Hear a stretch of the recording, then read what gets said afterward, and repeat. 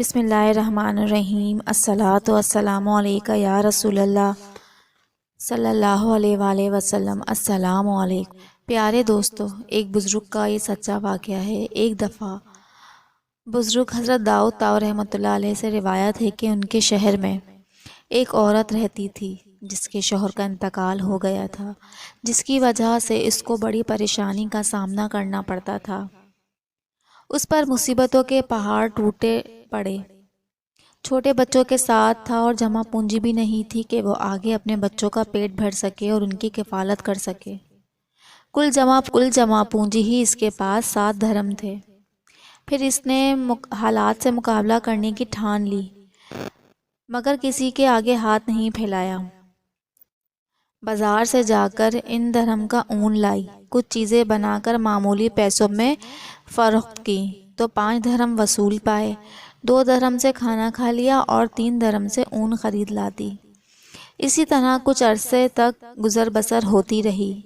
ایک دن بازار سے کھانا پینا اور اون لے کر لوٹی اور اون ایک طرف رکھ کر بچوں کو کھانا دینے لگی۔ ایک پرندہ کہیں سے اڑتا ہوا آیا اور اون کو اٹھا کر لے گیا۔ عورت کے لیے اپنی کل کائنات کا ڈوب جانا کسی قیامت سے کم نہیں تھا۔ عورت خوف زدہ ہو گئی اور غم غصے سے یوں پاگل ہو کر رہ گئی۔ دوسرے دن بزرگ جناب داؤد طاؤ رحمۃ اللہ علیہ کے گھر گئی اور ان کو اپنا قصہ سنا کر ایک سوال پوچھا کہ جناب، ہمارا رب رحم دل ہے یا ظالم؟ جناب داؤد طاؤ رحمۃ اللہ علیہ پریشانی کے عالم میں اسے صرف تسلی ہی دے رہے تھے کہ اتنے میں دروازے پر دستک ہوئی۔ جا کر دیکھا تو 10 اجنبی لوگ کھڑے ہوئے تھے۔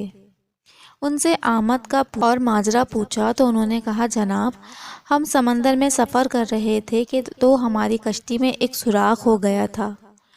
پانی کشتی میں تیزی سے بھر رہا تھا، ہمیں ہماری موت صاف نظر آ رہی تھی۔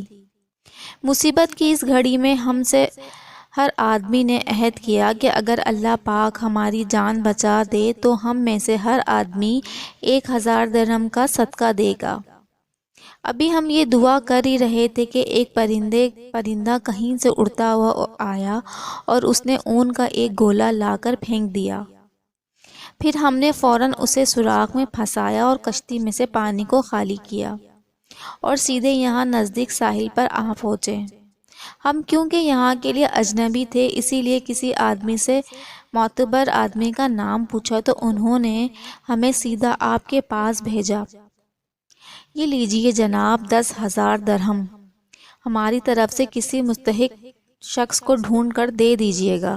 جناب داؤد طاؤ رحمۃ اللہ علیہ رب العزت کی اس حکمت پر حیران اور پریشان ہوئے اور 10,000 درہم لے کر سیدھا اس عورت کے پاس گئے اور سارے پیسے دے کر اسے اب میں تم سے ایک سوال کرنا چاہتا ہوں کہ اب بتاؤ کہ تیرا رب رحم دل ہے یا ظالم؟ بیوہ عورت جناب داؤد طاؤ رحمۃ اللہ علیہ کے چہرے کو تکتی رہ گئی اور اس کی آنکھوں سے اشک جاری ہو گئے، گویا اس کے جسم کا ہر بال، ہر حصہ اپنے رب کے شکر میں ڈوبا جا رہا تھا۔ تو محترم اور پیارے دوستو، اللہ کی تدبیر ہماری سوچوں سے کئی درجے بہتر ہے۔